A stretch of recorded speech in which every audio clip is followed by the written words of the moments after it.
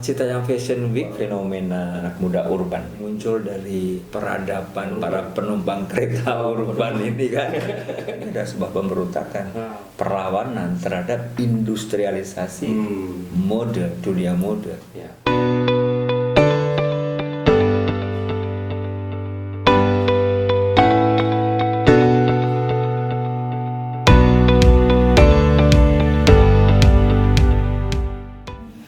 Sobat pencari makna, kembali bersama saya Abdi Susanto dalam program Inner Journey, menuju ke kedalaman diri, menemukan makna di balik berbagai peristiwa. Para pencari makna, Anda mungkin tahu siapa itu Bonge, JJ, Kurma, atau mungkin yang disebut Mami. Ya, mereka adalah individu-individu yang sekarang lagi viral di sosmed. Teman-teman kita ini datang dari satu kota kecil, dari wilayah urban di sekitar Jakarta, yang kemudian bergaul, berkumpul bersama di satu tempat di Duku Atas, kemudian dengan gaya dan pakaian mereka masing-masing yang tampak trendy, sebenarnya hanya sekedar bermain, bergaul, bikin konten dan membentuk satu komunitas tersendiri yang kemudian kita kenal dengan sebutan Citayam Fashion Week. Dan rupanya ini menjadi perhatian banyak orang di seluruh Indonesia. Tidak hanya orang-orang di Jakarta saja atau di sekitar Jakarta. Beberapa kota yang lain meniru pola seperti ini. Mereka berkumpul bersama, bergaya, dan mereka melakukan aktivitas seperti para model, peragawan dan peragawati. Ini satu fenomena yang sungguh sangat menarik. Kita ingin tahu sebenarnya apa yang terjadi di balik semua itu. Dan seperti biasa, kita akan bincang-bincang dengan teman saya, Mas Rui Pamadikan. Dan kita akan mencari lebih dalam makna di balik semuanya itu dalam program Inner Journey, menuju ke kedalaman diri, menemukan makna di balik berbagai peristiwa.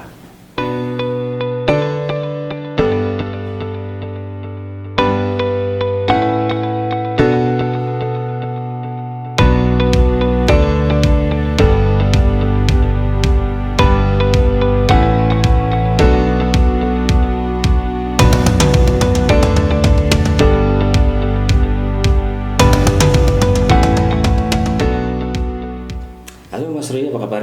Ya, kabar baik Mas Abdi. Selamat siang. Selamat siang. Kita bicara soal Citayam Fashion Week ini. Ya.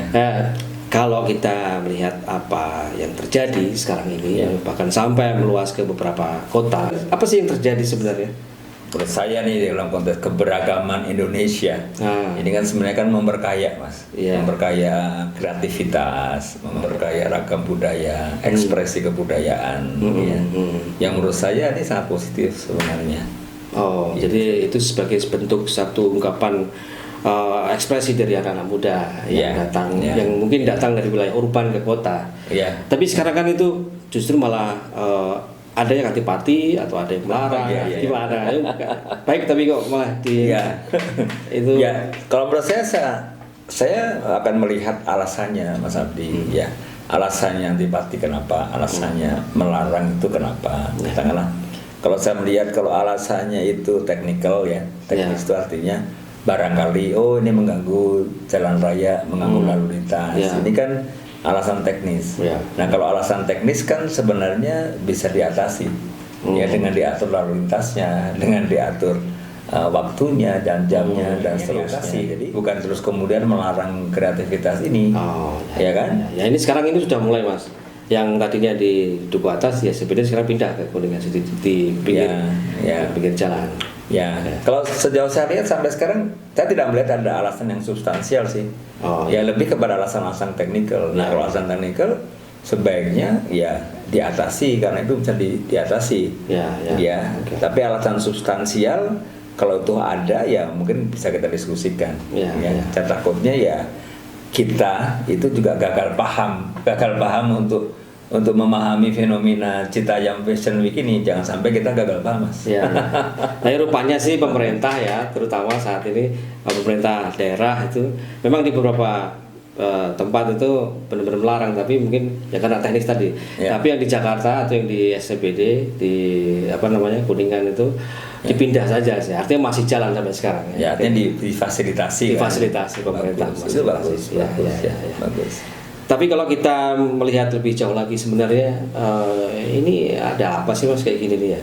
Jadi kita gak cuma melihat sekedar bahwa anak-anak itu kumpul bersama di situ, mereka pengen main, mereka pengen tolan atau eksis gitu ya, ya kan? Iya, saya nggak tahu ya Mas Andi lahir tahun berapa ya? Masih muda atau? Oh, saya masih muda sekali. Saya masih. Sebenarnya fenomena ini bagi saya itu mengingatkan 3 peristiwa yang zaman dulu ya, beberapa puluh tahun lalu terjadi. Ya, ketika saya masih muda, tahun 1970-an ya. Itu kan di negara barat itu, di negeri-negeri barat itu ada gerakan kaum hippies, ya kan? Kaum hippies yang kemudian mereka menjadi sebuah kelompok tertentu yang sangat besar, ya, kemudian mereka menggelar konser musik dan seterusnya, ya. Kemudian itu menjalar ke Indonesia juga. Tahun ketika saya masih muda, saya melihat apa itu ada perkemahan kaum Urakan, ya, kaum Urakan yang di Parangtritis, di Pantai Selatan Jogja, ya, di mana di sana tokoh-tokoh seperti Besrendra bagian di dalamnya. Muncul lagi juga kaum nudis yang nggak mau berpakaian dan seterusnya. Sebenarnya fenomena itu kalau kita pahami lebih dalam itu kan ada alasan substansial, ya. Mungkin mereka sendiri juga tidak bermaksud untuk melawan beberapa hal yang membuat mereka barangkali tertekan. Tapi itu kan muncul secara spontan, muncul dari dorongan mereka ke dalam, barangkali karena mereka sebenarnya dalam tanda kutip melawan sesuatu, melawan roh mereka yang tertekan. Jadi semacam dia mau keluar dari sesuatu. Ya, kalau roh tertekan itu kan kemudian minta jalan keluar, kan minta way out gitu kan. Nah, betul. Nah, kalau saya melihat gejala-gejala di tahun 1970-an itu memang menurut saya ada sebab-sebab yang sangat substansial. Nanti akan kita lihat juga hubungannya dengan cita yang spesifik, ya.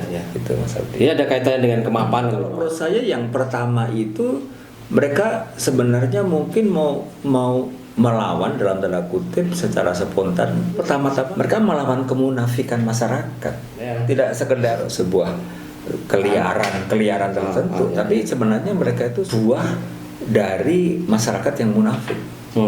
Mungkin mereka sudah tidak tidak percaya lagi, muak dengan kemunafikan yang ada. Misalnya, ya mungkin mereka melihat ya banyak sandiwara ya di dunia ini, sandiwara politik, sandiwara keluarga, sandiwara perorangan dan seterusnya. Mungkin mereka juga muak dengan itu. Kan banyak sekali kan kalau barangkali kita lihat dalam konteks kita, misalnya ya politisasi agama, agama dijadikan tempat orang untuk menjual ide-ide politik atau kekuasaan, berdasarkan politik, kekuasaan dan seterusnya. Mungkin juga melihat fenomena di mana ini para penegak hukum justru tidak melindungi hukum. Ya itu kan bagian-bagian dari sandiwara, kemunafikan, ya kan? Justru yang penegak hukum melanggar hukum sendiri, ya kan? Guru-guru agama mencabuli murid-muridnya, ya kan? Kan sebenarnya itu kan bagian-bagian dari kemunafikan yang kita melihat drama-drama sandiwara itu di dalam TV, di media sosial kita melihat ya kok sampai sedemikian ya, banyak orang yang kemudian hidupnya itu double standar, ya kan, standar ganda, agama ada, agama iya, tapi dia ibadah iya, tapi korupsi juga iya. Nah, anak-anak muda ini kan anak-anak yang saya dapat katakan mereka polos, ya dalam arti tentu mereka murni juga, tapi mereka kan nggak punya kekuasaan, Mas. Mereka yang melihat kemunafikan yang terjadi saat ini, mereka nggak punya kekuasaan, mereka tidak bisa bersuara juga, ya kan, karena berbagai hal. Nah, kemudian bentuknya adalah sebuah tindakan seperti tadi sebagai bentuk dalam tanda kutip perlawanan, bentuk protes terhadap masyarakat yang barangkali misalnya orang hanya melihat orang itu dari cara berpakaiannya. Ya, ya. Semakin pakaiannya mahal, semakin dihormati, ya kan? Ya, ya. Semakin sepatunya mahal, semakin dihormati. Ya, Nah, akhirnya mereka kan ya udahlah, bentuknya ya nudis aja. Pakaian tidak lagi menjadi sebuah harga, tidak lagi menjadi sebuah gengsi, tidak lagi menjadi sebuah nilai yang utama. Ya, sama. Kemudian mengapa mereka disebut kaum urakan? Ya karena mereka barangkali sudah melihat berbagai hal yang membosankan dan memuakkan tadi kan.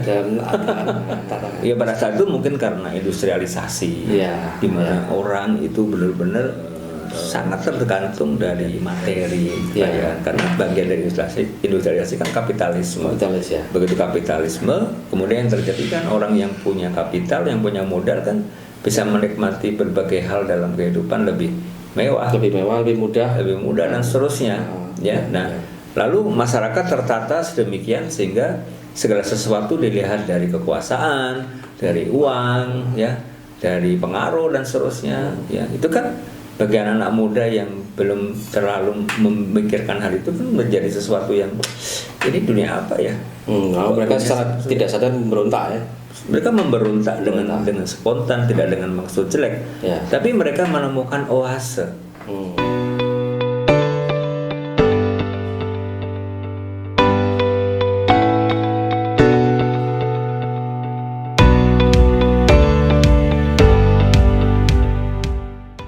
Jadi kalau menurut saya yang kedua itu adalah ada dominasi tertentu dalam kehidupan masyarakat yang secara sadar dan tidak sadar ternyata cukup mempengaruhi perilaku mereka.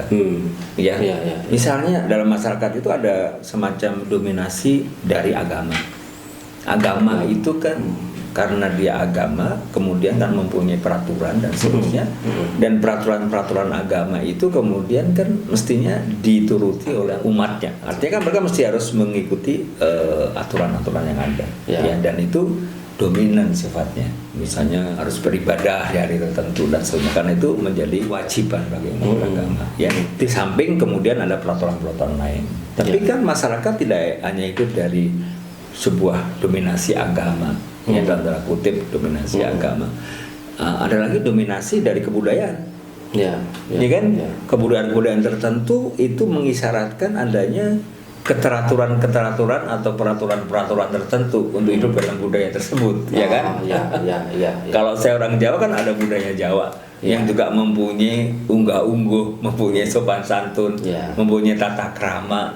Ini kan juga bagian-bagian yang secara sadar tidak sadar itu juga mempengaruhi kehidupan perilaku saya sehari-hari. Jadi ada dominasi agama, ada dominasi dari budaya, masih ada dominasi dari barangkali dari etnis atau suku tertentu, dan seterusnya itu pasti ada. Kemudian juga dari masyarakat, masyarakat lingkungan itu juga kadang-kadang atau sering mengisyaratkan sebuah peraturan-peraturan tertentu. Misalnya Mas Abdi hidup di RT, di RW, ya kan? Itu kan di satu komunitas tertentu lah. Ya, itu kan juga ada persyaratan tertentu, ya kan? Ada aturan soal menerima tamu, soal segala macam, iuran dan seterusnya. Jadi satu pribadi itu mungkin terdominasi oleh berbagai hal tadi, ada agama, budaya, masyarakat, komunitas kecil, dan barangkali cara berpikir tertentu, Mas, atau yang dia mengikuti ideologi tertentu. Nah, ideologi tertentu itu juga mengisyaratkan ada berbagai macam kedisiplinan untuk menghayati ideologi itu. Nah, bayangkan tadi udah berapa dominasi peraturan yang semuanya peraturan ya kan. Nah, mungkin juga kalau dia ikut ormas atau orpol juga mempunyai peraturan-peraturan itu yang nggak boleh dilanggar, ya kan, harus pakai seragam tertentu. Kalau Anda menjadi karyawan perusahaan, ya harus mengikuti peraturan-peraturan perusahaan.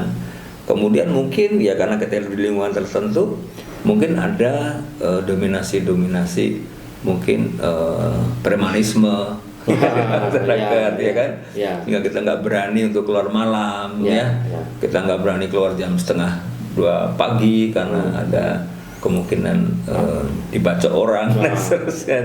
Dominasi, dan juga ada mungkin dominasi nilai-nilai yang tidak yang tidak dalam bentuk peraturan tapi ada nilai-nilai Yang harus diikuti. yang harus diikuti Ya. dan seterusnya. Ya.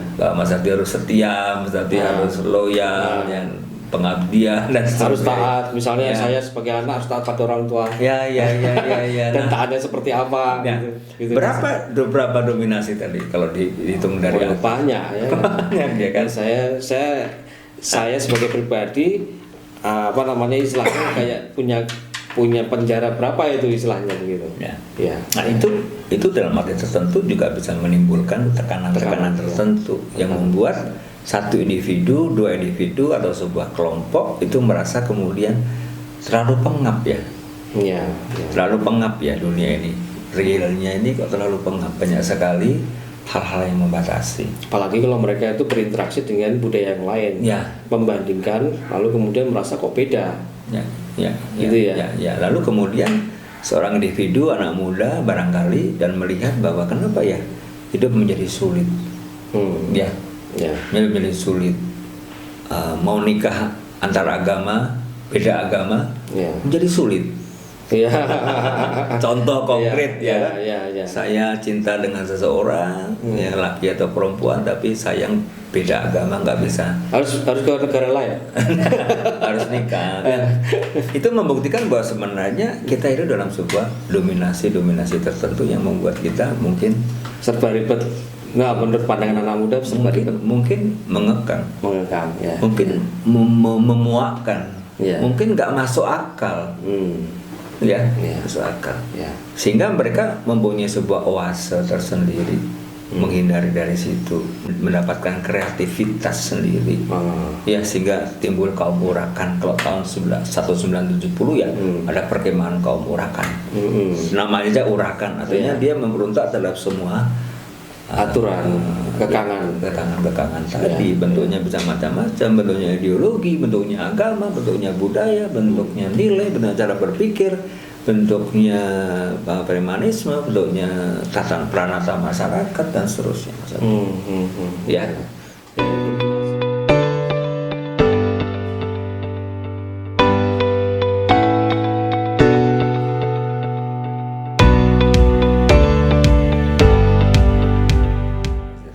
Yang ketiga itu dalam arti tertentu ya ada semacam establishment, Mas, menurut saya sih. Establishment dari masyarakat yang terbentuk sedemikian oleh karena mungkin karena sebuah sistem ekonomi tertentu, ya kan? Ada sebuah establishment, ada semacam stagnasi. Stagnasi dari sebuah dinamika masyarakat secara ekonomis. Ya, dan kadang-kadang masyarakat kecil tidak bisa menembus dominasi ekonomi itu. Misalnya apa? Ya misalnya orang-orang kecil nggak punya akses ke bank. Ketika saya punya kartu kredit, saya punya kartu debit, ya, saya karena posisi dan seterusnya saya bisa akses ke bank, ya kan? Ada bisa akses ke pemerintahan, dan sementara yang rakyat kecil dia nggak punya akses untuk ke bank, nggak punya akses ke kekuasaan. Terus mereka bagaimana? Kalau mau pinjam susah ya? Kalau pinjam susah kan artinya ya kalau orang miskin ya pinjamnya sama orang miskin kan gitu. Padahal semakin orang semakin punya banyak utang itu malah semakin gampang. Ya. Dan itu orang-orang kaya. Ya. Nah, gampang diberi pinjaman. Ya, dan keadaan itu kan dicoba dipertahankan. Keadaan itu kan coba dipertahankan, diestablishkan jadi sebuah sistem sehingga yang kaya makin kaya, yang miskin tetap miskin gitu kan. Karena yang bisa berinvestasi yang kaya, yang miskin mau nggak bisa berinvestasi. Nah, ini kan akibat sebuah sistem, akibat sebuah sistem, akibat sebuah kondisi ekonomi tertentu yang menimbulkan sebuah establishment atau sebuah stagnasi yang membuat kehidupan masyarakat itu tidak dinamis. Orang untuk sukses itu kemudian menjadi sulit, Mas. Orang untuk kemudian berusaha kok menjadi sulit, ya kan? Orang untuk berhasil kok menjadi sulit karena apa? Karena ada kemapanan, ada establishment dari sebuah sistem tertentu yang membuat ya hanya para orang tertentu, kelompok tertentu atau oligarki yang kemudian bisa hidup, Mas. Orang kaya dan orang punya kuasa. Kalau Mas Abdi nggak punya teman dan nggak punya kelompok dan seterusnya, barangkali juga akan sulit. Ya. Nah, ini kan ketika itu berlangsung bertahun-tahun, puluhan tahun, berabad-abad, dan itu dipertahankan oleh kelompok-kelompok yang berkepentingan, ya kemudian membuat sebuah stagnasi dalam kehidupan masyarakat. Ini bisa menimbulkan pemberontakan, bisa menimbulkan perlawanan. Ya, perlawanannya bukan berarti kita makar, kita revolusi, tapi mempunyai sebuah bentuk kehidupan yang lain yang mereka merasa bebas, membebaskan diri dari semua itu. Mereka merasa bebas, merasa merdeka dengan ya kedirian mereka sendiri. Jadi sebenarnya fenomena-fenomena itu seperti yang saya katakan, kaum hipis, kaum nudis, kemudian kaum urakan, itu sebenarnya bagi saya fenomenanya dalam, karena itu merupakan kritik, koreksi kepada pemerintah, kepada masyarakat, kepada para pelaku industri, para pebisnis, para pengusaha, dan barangkali tanggung jawab kita semua. Apakah kita akan membentuk masyarakat seperti itu? Ya, nah kaum muda ini kan sebenarnya suara-suara murni, suara-suara spontan yang kemudian dengan secara spontan dan dengan intuisi mereka melakukan hal yang lain. Sebenarnya kan sebuah koreksi. Ini kan punya nilai kenabian, Mas. Mereka bersuara secara tidak sadar ya. Mereka bersuara seperti nabi, ya kan, seperti nabi yang mengingatkan masyarakat kita. Nah, kalau Mas Abdi punya tema sekarang Citayam Fashion Week, di sini Mas, sebenarnya Citayam Fashion Week ini juga punya unsur kenabian loh. Jadi mirip dengan yang tadi. Dengan yang tadi. Yang kaum hipis dan kaum nudis tadi. Iya, kita justru yang kemudian berpikir kenapa itu sampai terjadi. Iya kan? Jangan-jangan ini adalah sebuah koreksi untuk masyarakat kita, untuk komunitas kita, untuk negara kita. Gitu ya. Ya, itu Mas. Jangan-jangan masyarakat kita ini munafik gitu. Jangan-jangan nanti kita lihat, kita terlalu banyak dominasi ya.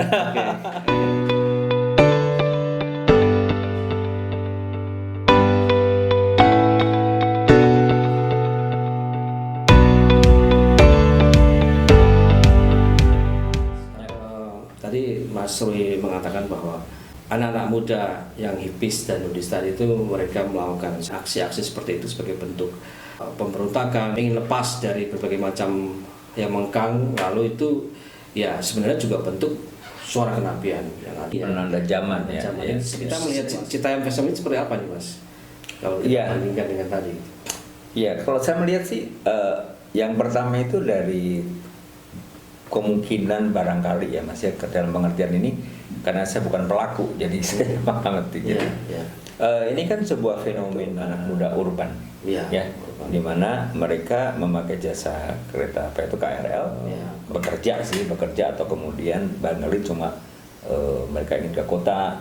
Kebetulan di Duku Atas itu kan memang dekat dengan Sudirman dan seterusnya. Tapi zaman dimana ketika kita belum pandemi dan berbagai macam peraturan PPKM yang ada, itu kan kalau kita naik KRL itu kan sebenarnya sangat padat ya Mas. Sangat padat. Kita kadang-kadang kalau nggak dapat berdiri cukup lama ya kan. Kalau misalnya saya dari Cisauk sana atau dari Bogor sana memang cukup penat ya. Harus menahan diri. Cukup penat, cukup capek, lelah ya kan. Nah itu bayangkan kalau kemudian itu saya lakukan tiap hari. Iya kan? Meskipun ya tidak semuanya itu memang pekerja kantor, tetapi untuk masyarakat urban sebenarnya memang KRL ini adalah satu-satunya transportasi yang murah, yang terjangkau. Itu semua kan sebuah rutinitas ya, rutinitas. Nah, membosankan rutinitas, penat dan seterusnya. Nah, dari kemungkinan itu kan mungkin terjadi yang namanya selalu kan kalau kemudian terjadi kepenatan, terjadi itu kan selalu akan ada muncul kayak balon dipencet itu ya selalu Iya. akan muncul udara di mana-mana. Akan selalu Dia pengen lepas ya. akan selalu muncul kreativitas di mana-mana. Ketika itu sebuah kondisi suasana itu menekan, kreativitas pasti muncul. Ya. Ya. Nah, kalau saya melihat cita yang Fashion Week yang muncul dari dalam tanda kutip peradaban katakanlah para penumpang kereta urban ini kan, ya itu kan menurut saya sesuatu itu sesuatu yang positif karena itu bisa menjadi oase, sebuah oase yang menurut saya sangat kreatif. Kenapa? Barangkali kan memang ya ternyata di tempat kita ini banyak sekali talenta desainer mas. Ya mungkin mereka melihat di KRL, wah tuh modis ya kayaknya. Tiba-tiba yang juga modis, oh ini uniform kantornya juga modis. Itu kan menimbulkan sebuah kreativitas. Ya tanpa sadar kemudian membentuk sebuah komunitas yang kemudian dinikmati. Anak-anak muda kemudian duduk di samping trotoar atau di samping zebra cross dan menikmati orang-orang yang kemudian secara modis itu menyeberang jalan dan seterusnya yang kemudian menjadi sebuah event, menjadi sebuah perayaan dari mereka. Itu sebuah oase yang kreatif sebenarnya. Saya rasa mungkin mereka itu sebenarnya hanya tolan aja kali ya mas ya. Tapi kan orang yang namanya tolan itu kan nggak sekedar tolan. Kayak saya misalnya ke mall, pasti kan saya pengen tampil gaya gitu. Ya. Mungkin anak-anak begitu kali mereka. Bisa jadi begitu. Memang Iya. begitu mas. Memang secara alami, secara natural memang begitu. Iya. Ya kan semua orang pengen tampil modis. Tampil eksis dengan modisnya tadi gaya. Iya. Apalagi kesana mereka mau bikin konten. Apalagi banyak Sangin. ya asal tidak diindustrialisasi lagi mas ya. Ini yang mau saya katakan mas, karena substansi yang kedua mas ya, saya melihat di sini justru ini mungkin adalah sebuah suara profetis juga, sebuah koreksi, sebuah fenomena positif yang perlu dilihat oleh industri mode itu sendiri.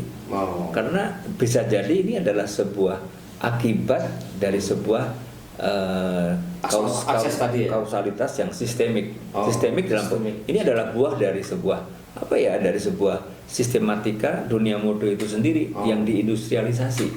Oke. Ya. Nah, kita paham lah kalau kita misalnya merek-merek produk-produk branded itu mahalnya berapa mas? Ya kan? Mahal. Baju branded, ya, celana branded, kemudian tas yang juga punya brand yang juga mendunia, internasional. Di Indonesia juga ada beberapa brand dan bagaimana itu sudah menjadi industri karena itu diciptakan menjadi sebuah bisnis. Kemudian kita tidak merasa nyaman atau berharga ketika kita tidak memakai produk-produk yang punya brand itu mas. Jadi identitas kita ditentukan oleh brand. Nah, terus kalau seperti ini terus bagaimana dengan desainer jalanan gitu ya, kampung atau desainer dari urban kapan mereka mendapatkan sebuah positioning yang bagus di dalam dunia mode karena dunia mode sudah diindustrialisasi. Artinya orang-orang urban itu atau anak-anak ini mereka sebenarnya sulit menjangkau itu, akses itu. Ya. Sekarang misalnya kita mereka mungkin nggak punya duit, jelas nggak punya duit. Ya, kita mau bikin untuk misalnya satu produk pakaian itu dengan prakawati yang cantik untuk berjalan di atas catwalk di hotel bintang. Berapa mas biayanya? Oh iya, pasti susah. Mahal. Nah, untuk anak-anak itu. Sementara kreativitas mereka yang para desainer yang talented ini yang kemudian tersebar di mana-mana dan banyak ini, itu sekarang mengkreasikan dirinya. Kenapa di jalanan? Ya pertama karena gratis, yang kedua banyak orang kan tidak perlu mengumpulkan orang di sebuah hotel dan membayar tiket. Betul. Dan barangkali juga mode kreasinya itu juga tidak kalah dengan yang punya brand, ya kan? Belum tentu kalah. Sekarang kan kita bisa contoh saja sih. Ya itu kan. Jadi sebenarnya ini sebuah refleksi untuk dunia mode sendiri. Ini kan pasti juga orang kemudian bisa juga melihat sebagai sebuah ancaman. Di mana orang bisa bercatwalk ria di zebra cross atau di jalanan, di trotoar dan penontonnya banyak banget, sekali, nggak perlu sekali. beli tiket. Iya, ya kan? iya.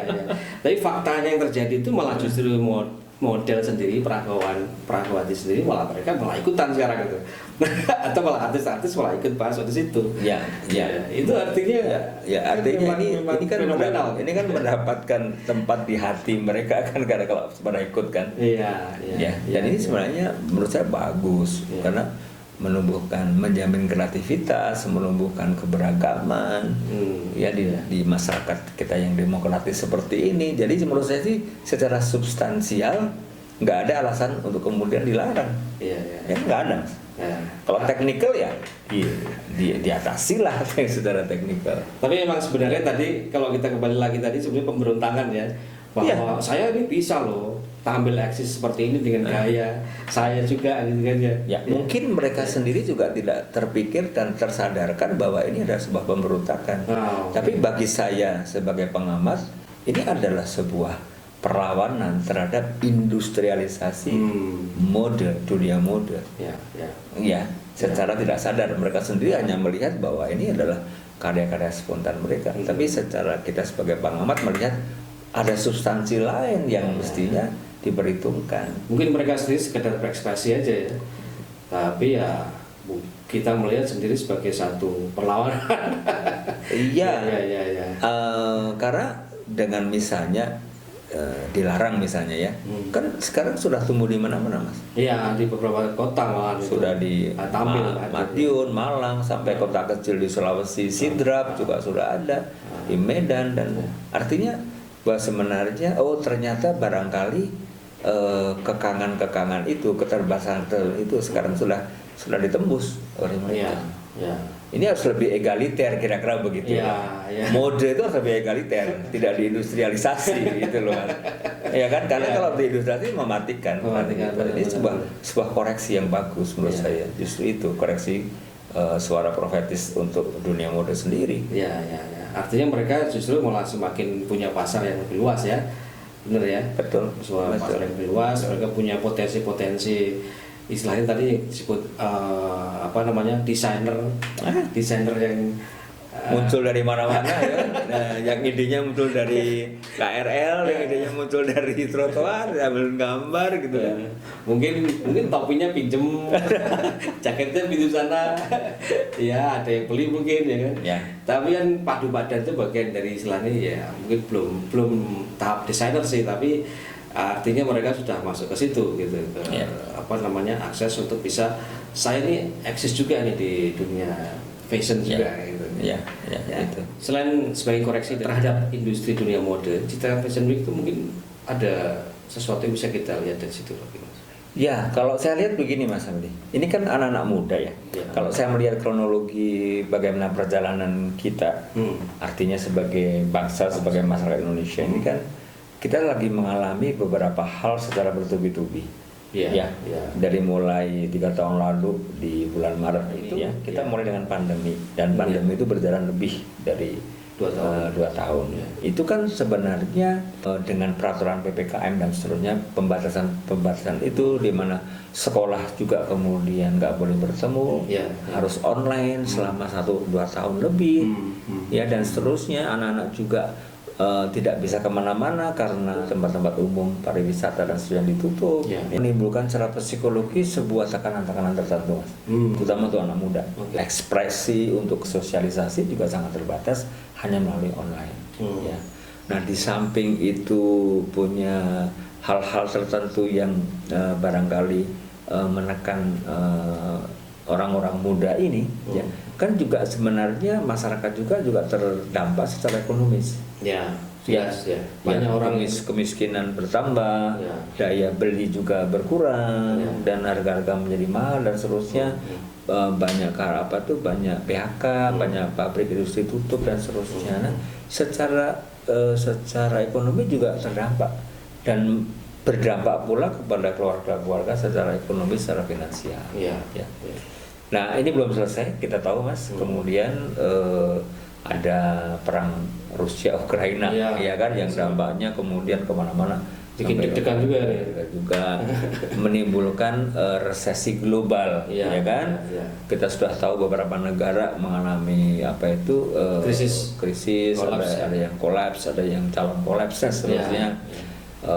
Bank Dunia, IMF juga sudah menyebutkan beberapa negara, 20 negara yang mungkin akan mengalami krisis dan seterusnya. Nah, dampak-dampak ekonomi global ini kan kita mencoba pemerintah untuk kemudian menghindari resesi ini terjadi di Indonesia. Tapi secara tidak langsung kan, secara langsung pun juga sudah berpengaruh, ya kan? Buktinya sekarang juga BBM naik dan seterusnya, kecuali yang disubsidi, ya kan? BBM naik karena barang-barang komoditi yang sekunder juga naik karena kena cukai dan seterusnya. Masuk pajak kan? PPR naik 11%, ya artinya banyak sekali hal yang secara global itu menekan masyarakat kita. Yaitu pengaruhnya juga kepada anak-anak muda ini. Itu bisa bayangkan bagaimana kemudian kesenjangan ekonomi itu juga makin tajam. Yang kebetulan mendapatkan berkah dan rezeki oleh karena pandemi dan karena perang Ukraina, karena dia mempunyai komoditi tertentu, ya selamat. Kalau yang kemudian terdampak, ya kan juga terpengaruh. Artinya saya melihat juga dampak kepada masyarakat kecil oleh beberapa dua hal tadi yang mendunia tadi itu juga terasa, Mas. Terasa juga kepada anak-anak mereka yang notabene adalah anak-anak muda. Ini kan situasi yang sebenarnya sangat sulit dan serius. Kesenjangan ekonomi itu kan akan nampak di dalam bagaimana yang paling terdampak adalah masyarakat marginal, masyarakat kecil, yang notabene kebanyakan juga hidup di urban. Maka mungkin nggak salah juga kalau dalam setiap kali wawancara itu Bonge itu yang si tokohnya CFB itu dikatakan, dia selalu bilang saya ingin membahagiakan orang tua saya gitu loh. Iya, jadi mungkin itu gitu. Bisa jadi dari sisi komersial, bisa juga dari sisi bagaimana mereka mampu menemukan oase jalan mereka sendiri dengan cara ini.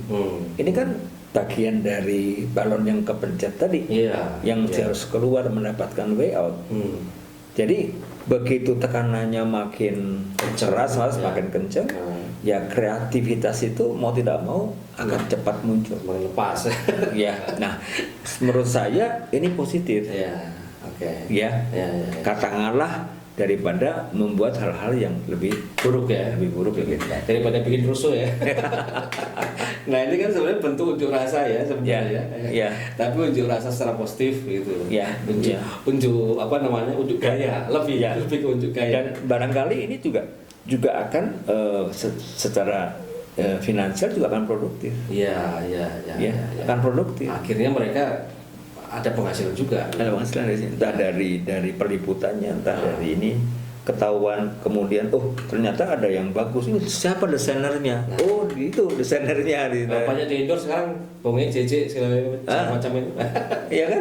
Banyak di endorse. Nah, ini kan alternatif yang dari kreativitas. Yang muncul justru secara positif oleh karena tekanan ekonomi, karena kesenjangan ekonomi. Yang kemudian mendapat berkah dan rezeki oleh karena situasi ini ya alhamdulillah, puji Tuhan, karena kita dukung mereka. Tapi kan ada kelompok masyarakat, entah besar entah kecil, itu yang kemudian terdampak secara langsung. Jadi ini sebenarnya ini adalah bagian ekspresi dari bagaimana mereka secara positif keluar dari keterhimpitan itu, Mas. Dari keterhimpitan finansial, dari keterhimpitan kemiskinan, dari keterhimpitan ekonomi. Menurut saya ini justru bagus, harus kita dorong barangkali supaya lebih banyak kreativitas yang muncul. Mungkin tidak hanya di dunia mode, mungkin di dunia musik, budaya, tari menari, dancing dan seterusnya. Nah, ini harus kita dorong agar ini tidak hanya menjadi sebuah cita yang fashion week, tapi mungkin di bidang olahraga, di bidang ekspresi budaya, di bidang musik, di bidang dancing, di bidang lukisan dan kreativitas anak muda yang lain kita dorong justru untuk menyelamatkan mereka sendiri, untuk mendapatkan oase tadi, way out tadi. Ya. Gitu. Saya rasa sih pemerintah mungkin sudah mulai melakukan beberapa hal ya Mas ya. Kemarin memfasilitasi, Ya. ya memberi tempat, lalu kemudian mereka ya mengatur lah itulah ya. Ya. Artinya menjaga supaya mereka tidak menimbulkan apa namanya huru-hara Ya. atau supaya mereka lebih tertib ya dengan Ya. memindah gitu kan. Ya, saya takut aja kan kalau misalnya para pejabat publik, pemerintah gagal paham Ya. untuk memahami substansi yang lebih oke. dalam. Ya, ya. Ya, sehingga karena mengganggu lalu lintas dilarang. Nah, alasannya teknis, tapi yang substansialnya dihilangkan. Tidak, ya, oke. Kan mestinya juga menemukan alasan yang lebih substansial, Substansi, ya. bukan masalah teknis, Ya, ya kan? ya. Itu Mas. Dan sekolah menarik juga ini tidak hanya di beberapa kota tapi juga di Thailand juga ikut-ikut juga ini. Berarti go internasional. ya? Internasional nih, CMB go internasional mestinya apa namanya ada cabang di sana. Nah, saya rasa sangat menarik Mas yang Ya. kita bicarakan kali ini soal Cita Fashion Week. Ya kita bisa melihat apa makna di balik semuanya itu. Ya. Dan saya rasa itu wah ini saya tidak menyangka bahwa itu adalah bentuk dari bukan sekedar eksistensi gitu, Ya. tapi lebih dari Ya. sebagai bentuknya ekspresi, bentuk protes, bentuk dari koreksi atas Perlawanan, situasi, ya. perlawanan atas Kenabian masyarakat, ya suara kenabian dari anak-anak muda itu atas ya, tatanan masyarakat, pemerintahan maupun yang lain-lain. Jadi nggak ada alasan dilarang. Tidak ada masalah. Kita lanjutkan ya. Kita akhiri pertemuan kita, bincang-bincang kita Ya. tentang Cita Fashion Week kali ini. Kita ketemu lagi di program Inner Journey yang mendatang. Sampai jumpa.